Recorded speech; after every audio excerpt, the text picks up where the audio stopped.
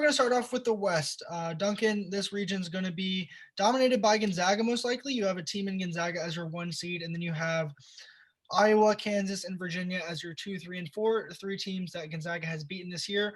How do you see most of this region playing out? I obviously have Gonzaga winning against Norfolk State or App State, and I would assume you have the same, correct? Oh, yeah, I think you kind of hit on all the big things. I feel like Gonzaga is going to be a pretty popular pick for this region. I would like to give a nice little shout out for Appalachian State making it back to the tourney for the first time since 2000. And I do wish we got to see them play Michigan in the first round though, Yeah, just for I to go thought the back. same thing as well. Yep. So Yep.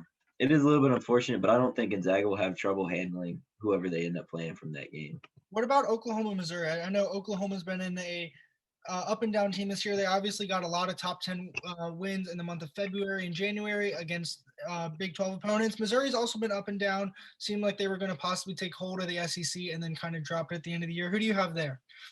Yeah, so that was kind of my biggest. I know the 8-9 games are always kind of coin flips. So that one was the one that was toughest for me. I kind of flipped back and forth a few times, but I ultimately went with Missouri, just because kind of like you said, they've been a little bit more consistent throughout the season. I agree with that pick.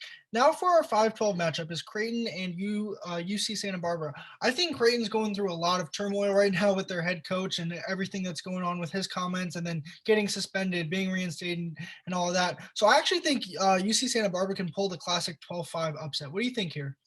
Yeah, so I actually in one of my brackets I have Creighton, and in the other one I have UC Santa Barbara. I was doing some research on Santa Barbara tonight, and I kind of agree with you. I feel like this is one that a lot of people could see going either way, but I still think Creighton's going to get the W at the end of the day. But I really would like to see Santa Barbara win. So Also, for the next matchup in Virginia and Ohio, I think Ohio is a Sweet 16 team, in my opinion. I think that they're a really good team. They only lost to two to Illinois, and their guard, Jason Preston, is averaging 16 points a game, 7 rebounds, and 7 assists. And I just think Virginia, with all their COVID issues, not going to be able to practice till pretty much the day before they play. I think that's pretty safe to say that Ohio could definitely pull the upset. What about you?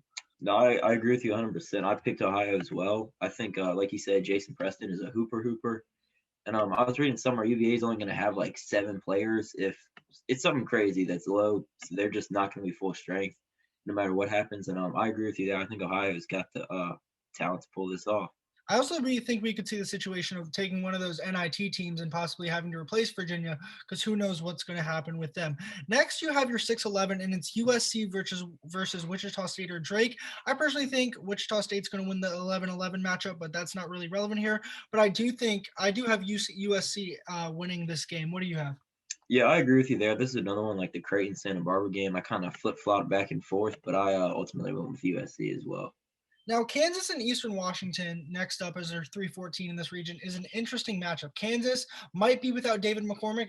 Bill Self did say today, though, that he expects McCormick to be back, but who knows what that McCormick will look like as they're coming off of a COVID pause with 3 players.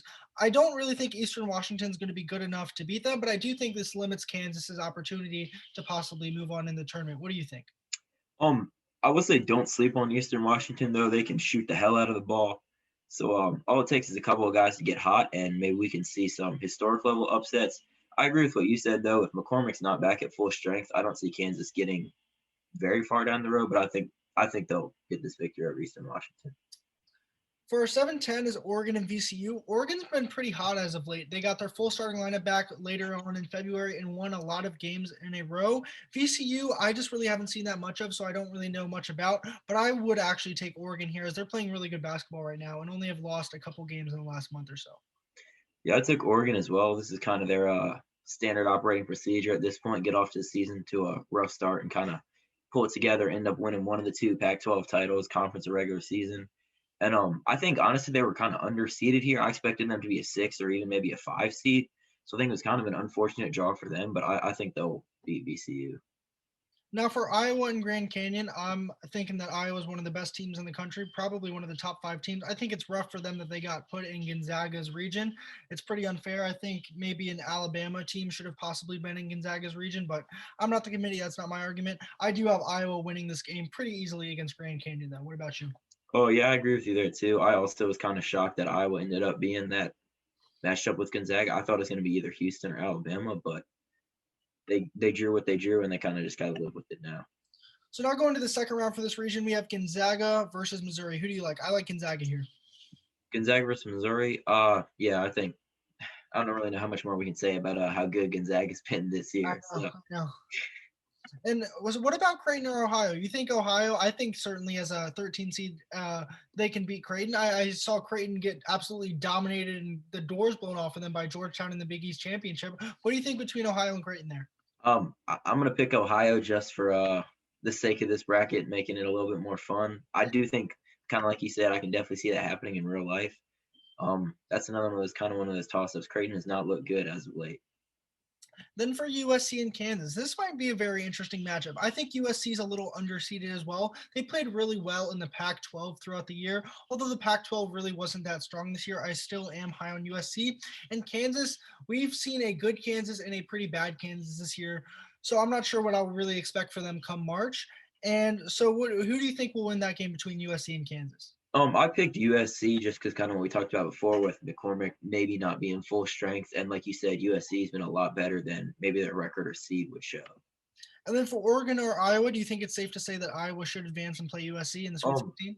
I think it's safe to say they should advance. I picked them. I'm not sure if they will though, just because we kind of talked about how Oregon's really underrated. I can see Oregon winning this game, but I think Iowa will get out. Now, for Gonzaga and Ohio, I think Ohio's magical Cinderella run will definitely come to an end in the Sweet 16. I just don't see a way that they beat Gonzaga, and I think you probably agree with me on that one. But for USC and Iowa, that could pose an interesting matchup. I think USC is a pretty good team, but Iowa also having Luca Garza as their go-to guy. He said he really wants to win this March. He didn't get the opportunity last season.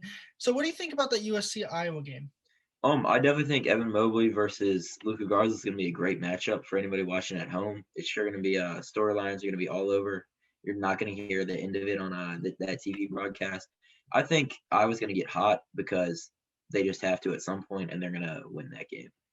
So then Iowa and Gonzaga, your classic 1-2. I personally think Iowa's a really good team. I think when they played earlier in the year, Iowa was only a stop or two away from possibly beating this Gonzaga team. And I also don't think personally that Gonzaga can actually run the table and go undefeated. So if it were me, I would pick Iowa to beat Gonzaga. But it's not just up to me. There's two of us here. So what do you think about this Gonzaga Iowa matchup? I would say as an Iowa fan, I would like and hope that everything you just said is true, but I don't know. I just don't see anybody beating Gonzaga, especially that game earlier in the year just left me uninspired. But I'm down to go with Iowa if that's We'll pencil in Iowa for what the we're Final rocking with. Four. So that's it for our West region. We have Iowa making it to the Final Four.